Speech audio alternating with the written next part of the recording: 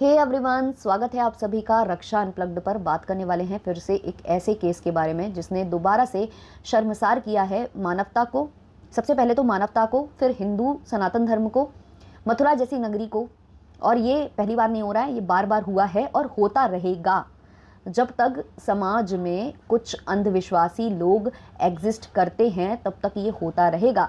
जब तक लोगों को लगता है कि उन्हें भगवान तक पहुंचने के लिए एक माध्यम की आवश्यकता होती है, जब तक वो खुद डायरेक्ट कनेक्शन भगवान से नहीं बिठा सकते हैं, खुद पूजा पाठ नहीं कर सकते हैं या खुद अपनी दुविधाओं का समाधान नहीं कर सकते हैं, तब ये चीज़ें होती रहेंगी।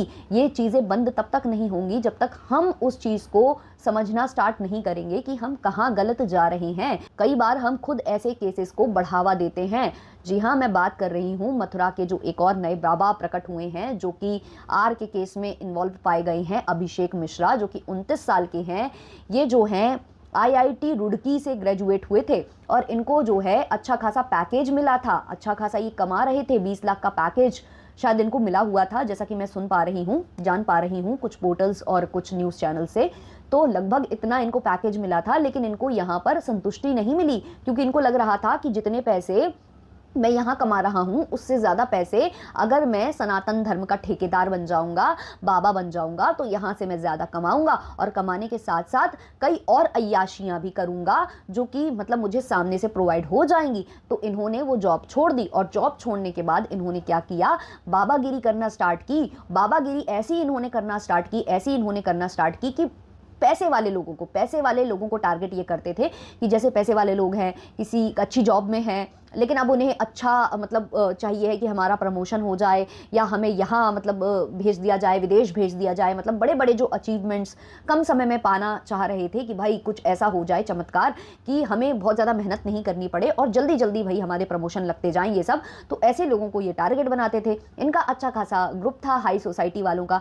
तो ये करते क्या थे, महिलाओं को इसका ज़्यादा मतलब शिकार बनाते थे, ऑब्वियसली, क्योंकि महिलाएं इसमें मैं ज़्यादा देखती हूँ ऐसा कि महिलाएं ज़्यादा इन चीज़ों में लिप्त होती है। हालांकि पुरुष भी इनमें कम नहीं है, पुरुष भी बकायदे जो है इन चीज़ों में लिप्त पाए जाते हैं। क्योंकि जब किसी महिला ने शिकायत करी, तो जब इन बाबा को पकड़ने, इनको धरने पुलिस पहुंची वहां पर, तो वहां पर 2 औरतों को और 1 पुरुष को बंदी बनाया गया था। तो सोच लीजिए कि पुरुष भी सेफ नहीं है, महिलाएं भी सेफ नहीं है, और ये सारे के सारे इनके साथ गलत होता है, क्योंकि ये अंधविश्वास में पड़े हुए हैं। इनको लगता है कि कोई आलतू फालतू का जो बाबा है वो प्रकट होगा, इनकी सारी दुविधाएं हल करेगा, इनको जो है परमात्मा से जो है इनका मिलन वही करा पाएगा, वरना हम तो खुद भगवान के चरणों में खुद से प्रार्थना नहीं कर सकते, खुद कुछ नहीं कर सकते, तो हमें तो एक माध्यम की आवश्यकता है। तो हम जाएंगे, हम ऐसा करेंगे। काफी लोग कमेंट सेक्शन में आकर अभी ये बोलेंगे कि तुम इस वाले धर्म पर बोलकर बताओ तब हम जाने उस वाले। भाई हम अपने धर्म के बारे में तो बोल लें। हमारे धर्म में जो कुरीतियां बैठी हुई हैं, जो वाहियातगिरी हमारे धर्म में हो रही है,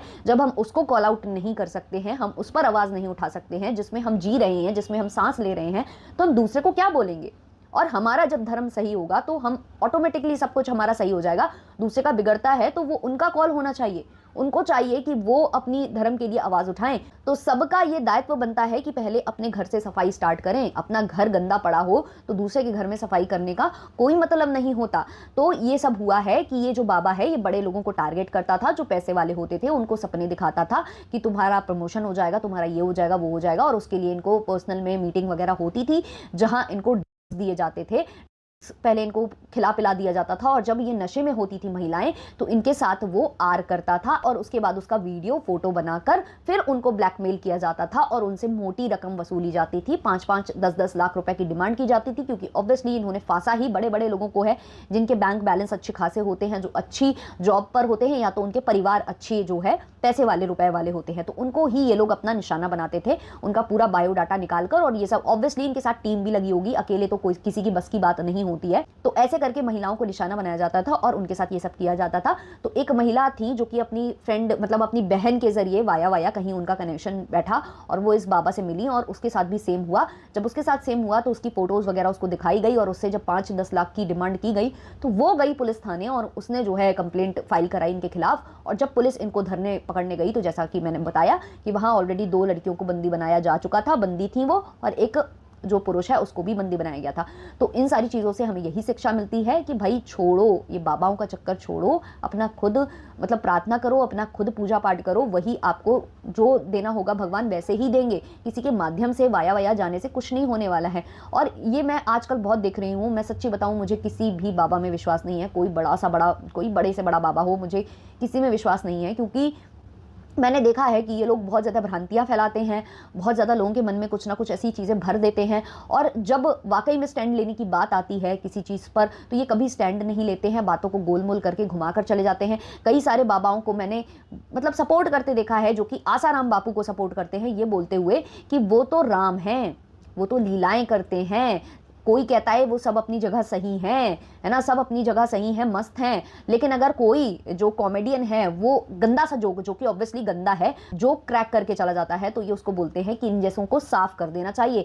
बट वहीं जो RA डैश डैश करते हैं लड़कियों के साथ, छोटी लड़कियों के साथ, नाबालिग लड़कियों के साथ, जिनका गुनाह प्रूव भी हो जाता है कोर्ट में, उनके लिए बोलते हैं कि लीलाएं करते हैं, उनके लिए बोलते हैं कि सब अपनी जगह सही हैं। तो ऐसे लोगों को क्या कहा जाएगा? तो ऐसे लोगों पर विश्वास किया जाएगा?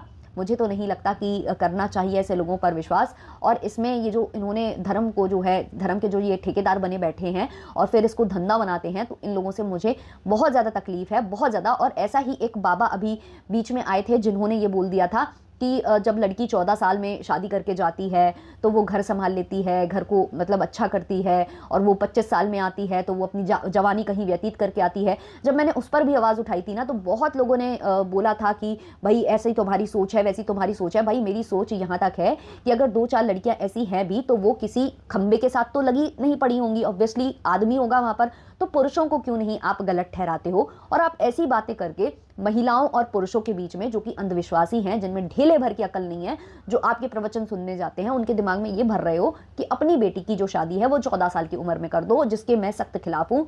किसी भी लड़की की शादी बिना उसकी रजामंदी के, बिना उसके मतलब खुश होने के आप ऐसे नहीं कर सकते हो। आप किसी की पढ़ाई का अधिकार आप उससे छीन लोगे 14 साल में।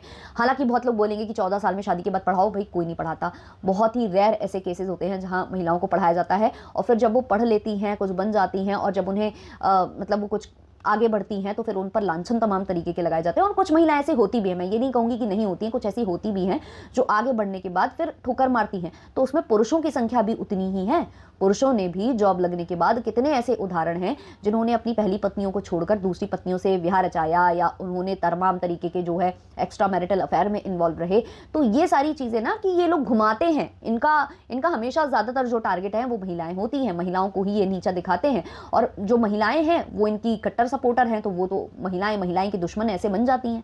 तो ये सारी चीज़ें जो है ये गलत शिक्षा देते हैं समाज को, और उससे मुझे बहुत बहुत प्रॉब्लम है। और इन्हीं जो बाबा जी हैं जो 14-15 साल में शादी करवा रहे थे, इनका एक स्टेटमेंट और आया था कि जो एक महिला होती है उसका डिवोर्स, हमारे जो हिंदू धर्म है उसमें डिवोर्स नहीं होता है, उसमें तो भाई निभाना होता है। तो निभाने वाली त्विषा और बहुत सारी ऐसी आपने केसेस अभी देख ही लिए हैं जो निभाने चली थी, है ना, उनकी फैमिली कह रही थी निभाओ निभाओ, हालांकि वो तो नहीं निभाना चाहती थी, आज के ज़माने की लड़की थी, लेकिन उनके माता पिता कह रहे थे कि हम तो नाक रगड़ के जो है माफ़ी भी मांग लेंगे अगर तुम्हारे माता पिता कहेंगे, मतलब तुम्हारे सास ससुर कहेंगे। तो आप जैसे ही गुरुओं की शायद वो वाणी सुनकर आए होंगे, है ना, तो आपने ये तक स्टेटमेंट दे दिया था कि निभाना चाहिए, तो ऐसे निभाना चाहिए कि लड़की चाहे चली जाए, इस धरती पर ना रहे, बस निभाती रहे, है ना, चाहे वो ऐसे करके चली जाए तो वो निभाती रहे। फिर इन्होंने ये भी स्टेटमेंट दिया था कि जब कोई औरत विधवा हो जाती है ना, तो अगर वो भी दूसरी शादी कर लेती है, तो इन्होंने जो बोला था ना, वो 25 साल की लड़कियां जो इन्होंने वैश्याओं से उसको कंपेयर किया था, वैसे ही कुछ इन्होंने यहाँ पर भी गोलमोल बातें करने की कोशिश की थी कि वो दूसरे पुरुष से फिर शादी ना करे, एक ही पुरुष के बारे में सोच कर जीवन व्यतीत कर दे।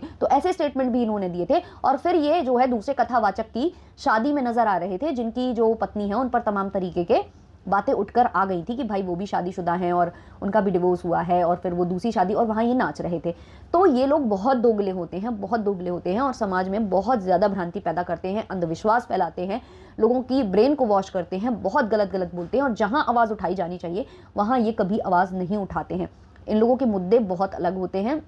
इनका बेसिक जो काम होता है ना, वो पैसे अंदर करना होता है और कुछ नहीं होता है। कहीं से भी ये लोग बहुत सही नहीं है, और ये तर्क देते रहेंगे अपने आप को सही करने के लिए कि नहीं भाई हम तो ये करते हैं, हम तो वो करते हैं, हम तो ऐसा करते हैं, हम तो घुमा के ही करते हैं, गाड़ी हमारी नहीं होती है, किसी ने ये दे दी, फिर ज़्यादा हो तो बाबा गाड़ी में घूम गए तो आपको क्या दिक्कत है। भाई सोच समझ कर बोलिए, क्योंकि आपके स्टेटमेंट कभी कुछ और होते हैं, फिर कभी कुछ और होते हैं, फिर कभी कुछ और होते हैं। आप अपने स्टेटमेंट से पलटते रहते हो और जो आपके भक्त हैं आप उनका सी काटते रहते हो, और ऐसे लोगों को सपोर्ट भी करते हैं ये लोग। मैंने जैसा कि कहा आसाराम और इनके जैसे लोगों को। और देखिए आप लोग विडम्बना देखिए कि ये लोग बार बार पैरोल पर छूटते हैं, बाहर आते हैं और बढ़िया जो है योगदान देते हैं, जो भी राजनीति का जो भी है उसमें सपोर्ट करते हैं, उसके बाद फिर दोबारा से जेल चले जाते हैं। वैसे भी जेल भी इनके लिए जेल जैसी होती नहीं है, आपको पता है कैसी होती है। तो इसलिए भाई यही कहूँगी कि विश्वास करना छोड़ो। अभी एक केस और हुआ था, यही मथुरा में ही हुआ था, जिसकी माँ जो है लिव इन में रह रही थी किसी ऐसे ही बाबा के साथ, और उसकी बच्ची के साथ उसने कर दिया था यही जो पूरा ये कांड है ना। तो थोड़ा जागो जागो जागो अंधभक्तों, जागो, थोड़ी सी पट्टी हटाओ अंधभक्ति वाली, असलियत देखना स्टार्ट करो अपने बच्चों के साथ, अपनी जो है परिवारजनों के साथ, या अपने खुद के साथ। जो गलत होता है उसके कई बार जिम्मेदार आप खुद होते हो। तो क्या है इस पर आपके ओपिनियंस कमेंट सेक्शन में जरूर शेयर करिएगा। मिलते हैं जल्द ही नेक्स्ट वीडियो नेक्स्ट पॉडकास्ट के संग, तब तक के लिए टाटा बाय बाय।